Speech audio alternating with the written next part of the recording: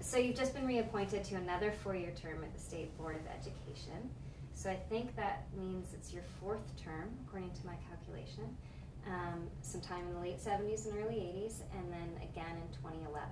So what keeps you coming back? What makes you want to keep doing this?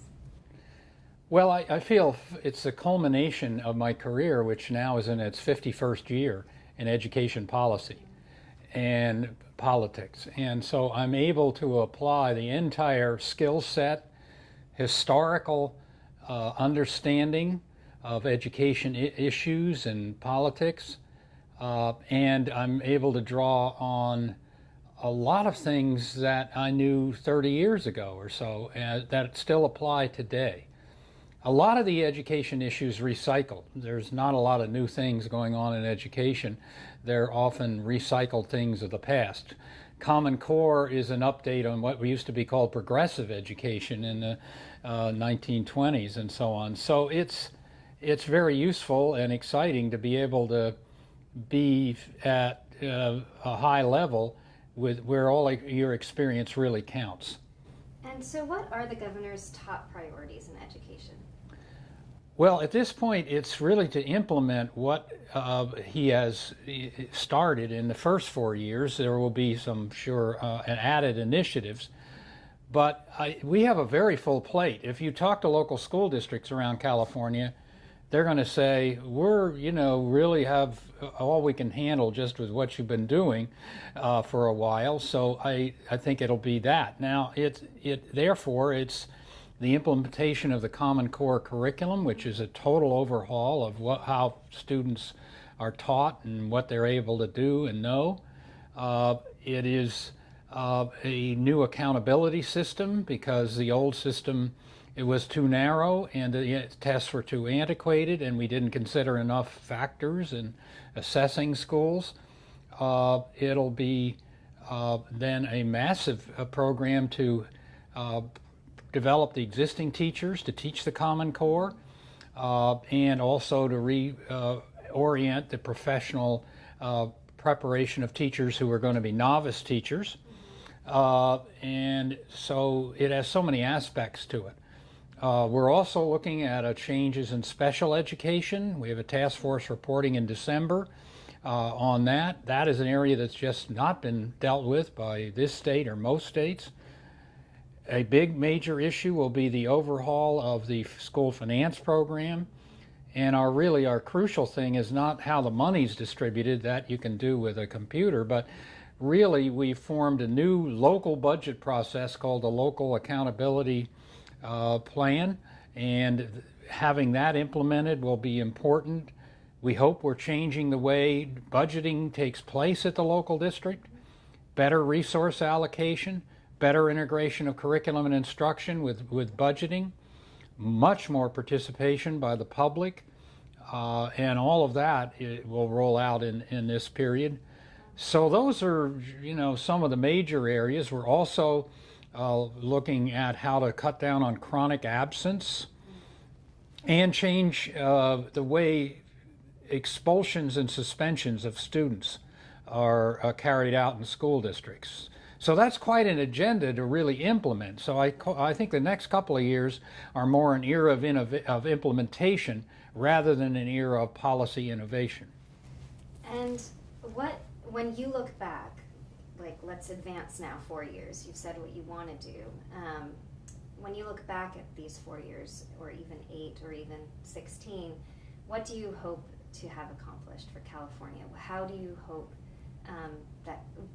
what do you hope California looks like in terms of education? Right. So when I leave office at the end of this term in 2018, I would hope that what students are taught every day in school looks very different than it looks in 2014. That's quite ambitious. So they will be able to analyze, synthesize, model, project, much more application of what they learn, not just learning it in a memorized fashion, so that they will have deeper learning, they will have more applications of learning, and they will be able to interpret and they'll understand that mathematics, for example, is not just to get a right answer, but also to apply it and understand it. So teaching for understanding rather than what's the right answer. And finally, that many more of these students will be prepared for college, community college, and also career tech programs, so that we won't have so much remediation, which is rampant in California now. And then the other major goal would be the budget process looks very different, and it connects local school budgeting and local district budgeting, connects more to outcomes and is less incremental. You know, we'll do 2% more than we did last year, up or down. So that sounds super ambitious, and as a parent whose kids haven't entered kindergarten, it's super exciting too. But we hear all the time about reforms in education, and then it just seems that they fall flat, and then they get revived, and they fall flat. So what makes this time different? Why are you so hopeful that maybe you can look back and see these great things happen? Well, I can only speak for California, but what you need is persistence and a long-time view and a proper idea of phasing, that you can't just change this overnight. So I think 2018 would be a period when you'd say that's when I would look to see whether Common Core is implemented, not in 2015. One of the advantages California may have is stability of leadership. It is likely the governor will be elected, and the state board will be, our appointees are continuing. So we'll have 8 years of leadership in the executive branch. One party, the Democrats, control the legislature. They're, I think, on the same page with the administration, so that'll persist. And so I think we have a political structure that looks stable and is not facing a revolt now by the parents and so on. And so I'm hopeful that we can carry on and do this in a phased and deliberate and persistent manner. So that goes into what I was going to ask about how California is different in terms of implementing Common Core. Parents around the country and other states have expressed frustration over certain math problems that go viral on the internet and make it look like you're making things much more complicated than they necessarily need to be. And some governors have stepped back. Even Arne Duncan is a little bit shy to say that he supports Common Core. So how are we going to keep California on track and keep the public and politicians supportive in this national environment that seems to waver? Well, we have not had in California the kind of pushback that other states have had. There's some pockets of this, but it's not widespread. So the Common Core seems to fit with the dynamic and innovative and change-oriented ethic of California. It's not a state. Its political culture, to me, is not a state that looks backwards. It tends to look forward. And so I think we have a very different outlook than some of the other states. Moreover, the issue has not become partisan here. In many states, it's a split between Democrats and Republicans. And so we haven't had that kind of virulent pushback by the Republican Party that has happened in some other states. Moreover, we have not alienated our teachers. The opposition to Common Core comes from the right and the left. And the left, like New York State, they tried to implement Common Core way too fast, apply consequences to schools and teachers way too fast, and botched the implementation by rushing it and not being sensitive. And so some of these things we're trying to avoid as we go along. Now, my biggest fear is that our teachers will not be well enough prepared to teach Common Core well, and then the parents will see this sort of halfway muddled implementation, and they'll start saying, well, let's go back to the old stuff because at least they could teach that. And so it's not that I'm not worried about this and having some sleepless nights. So how do we make sure that teachers are prepared? You've given 2 years, I guess, that essentially makes it so the tests are not tied to school or teacher performance. So I'm assuming that 2 years runs out in what, 2016? Yes. Mm-hmm. And so do you think teachers will be ready by then? Or do we need more time? Yeah, no, and I do not believe all teachers will be ready to teach Common Core by 2016. And first of all, we need to ramp up our infrastructure and delivery of professional development so teachers who are teaching one set of standards can move over to another. And that's a big job. And so the basic area is in view is that the first assessments will be low. Every student in California will get a performance exam of at least an hour or to an hour and a half. And that is like sort of driving the car and parking it rather than just taking a multiple choice test to get your license. So the theme here is that the initial assessments will be baseline, and then we're going to measure improvement. So it's the reverse of what the federal government does. They say you have to have all pupils at a certain level by a certain year. We're using, in the parlance, a growth model of accountability rather than an absolute level of attainment of accountability. So logic would lead you that if you do very poorly with something new, you get better as you work with it. And so we're hopeful that we will show growth during this period. So going back to the fact that you've now started another term here, this means that you've worked with Jerry Brown for quite a long time in 2 separate stints. So tell me about your relationship with Jerry Brown. Yes, well, Governor Brown and I have worked on education ever since 1974, which was the year he was elected the first time. In his first campaigns, he was not as deeply interested and aggressive in education policy. It was not an area that he featured or that he, I think, wanted to put his stamp on.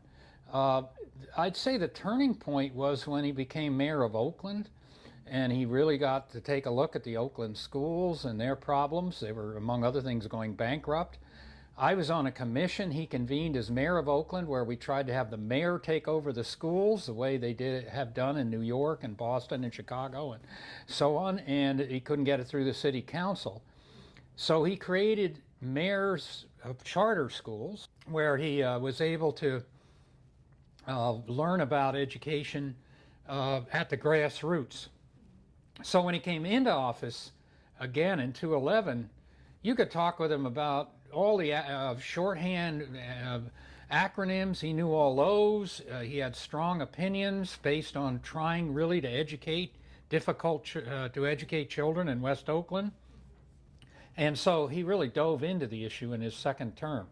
So it's really a strong priority of his, and it's now something he features. You're a professor and a researcher, and then also a policymaker. So tell me a little bit about where education schools fit in essentially helping students improve their outcomes or policymaking. Where do education schools fit? Well, education schools fit because they, in educational policy, very well, because they are professional schools. An education school is not an academic department like economics or physics. So if you're training professionals in a professional school, that means you have to have a very strong focus on application, because the professionals are going to leave the education school and go out there and educate. So it was a perfect fit for me, even though my degree is in political economy, and I never had a course in education until I taught one here in 1969, because we could apply the concepts of politics and economics to education policy. So policy work then is really the translation of theory into practice. Policy's in the middle. That's a very good fit with a professional school like education. Not such a good fit with a department which is basically working on theory and not as heavily on application as a professional education school would. So the Vergara lawsuit, Governor Brown recently appealed it, and that the Vergara lawsuit threw out traditional job protections for teachers and sparked legal challenges in other states over teacher tenure. is there anything you can talk to us about that suit, or about whether Governor Brown can do anything about the teacher tenure process right now while the suit is carrying on? Can you talk about that a little bit? Yes, well, I am one of the three main defendants in the Vergara suit, so my lawyers advised me not to talk about the substance, but I can enlighten people on the process. First of all, why the appeal? California law requires some legal processes when the first court, meaning a superior court, the lowest level of courts, negates statutes, and the judge negated many statutes that the legislature has passed. So our law says you can't allow the lowest level of a local judge to overturn the legislature. You need to appeal it to the next level, which is the appellate court, with a view that one judge shouldn't decide public policy. You need to appeal it. So he is legally required to appeal, although most people don't understand that. And the State Board of Education has also voted, along with the state superintendent, to appeal under those legal statutes. So where does this leave us? Well, I'm told it'll take us 18 months to 2 years for the appellate court to rule. Whichever side loses at the appellate court will appeal to the Supreme Court. That could be another 18 months or so. So you've got an issue that's hot in the media right now that has some political momentum, and it's sort of going into the legal freezer for a while. And so I wonder, what's that going to do to the political momentum? Moreover, in regard to what policymakers can do about it, you, as a policymaker, you always have your eye on the courts when you have a suit, and they tend to come down with court orders about what you must do. So you're worried that if you do something in the interim, well, then you're going to have to overdo it again a year later when the courts rule. So once you start down the legal path, it tends to have a depressant and chilling effect on policy making. That doesn't mean nothing can or won't be done, but it won't be easy. I would add that the voters were presented by former Governor Schwarzenegger in 2005 with a statewide initiative to vote on whether tenure should be raised from 2 to, I believe, 4 or 5 years. And the voters turned that down by over a 2/3 vote. So that's another reason policymakers are wary. We're always wary of acting on things that the voters have spoken on, because the legislature feels it's supposed to represent the voters. So that's another issue that plays out here that most people don't understand, or really hasn't appeared in the media at all. Why is teacher training such a huge challenge, to keep teachers up on what's going on and to keep them matched with what research is telling them, or how best to do their practice when you're implementing new curriculum or new standards, how to get them up to speed? Why is it such a daunting task to help teachers?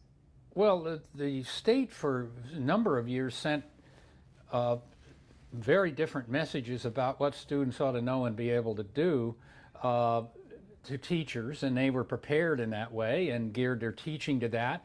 California is a state that used to adopt and still makes recommendations on textbooks, so the state, controlled the materials they taught from. So now you've said to teachers, march this way. Okay, along comes Common Core. You say, march that way. Well, of course, there's gaps in preparation. And anybody that knows anything about teaching, it's very hard to change in a very dramatic way your teaching. Usually teaching is incremental improvement rather than you're shifting from one paradigm of teaching to the other. So that's why it's difficult, and that's why calling them into some meetings and briefing them and making them aware of the Common Core. Most teachers are aware of the Common Core. They're just saying, I'm not sure I know how to do it. And that requires much more time, much more investment, and much more sophisticated professional development. And what is the state doing to get that kind of professional development, sophisticated professional development to teachers?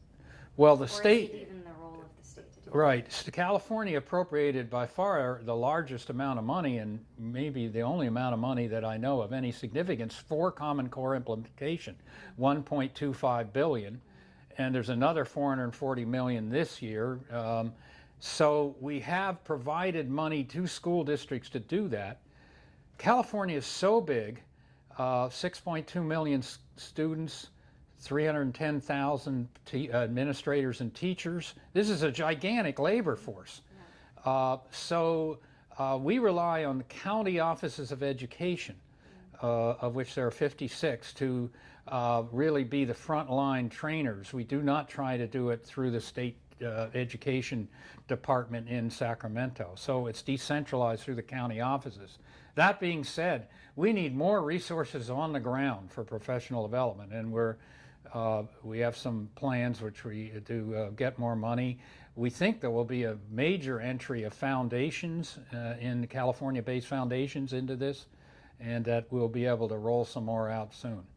The Academic Performance Index has been the main way that schools have been rated over the past, I don't know, you can correct me, 20, 30 years. And you've endorsed, and so has Governor Brown, changing this system so that it's not just tied to test scores, how a school looks on paper.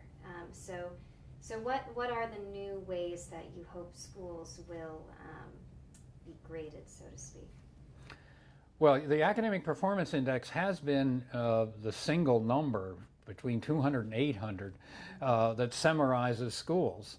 And we're really, the state board is reacting to a law passed by the legislature and signed by the governor called the Local Control Funding Formula, which created 8 state priorities.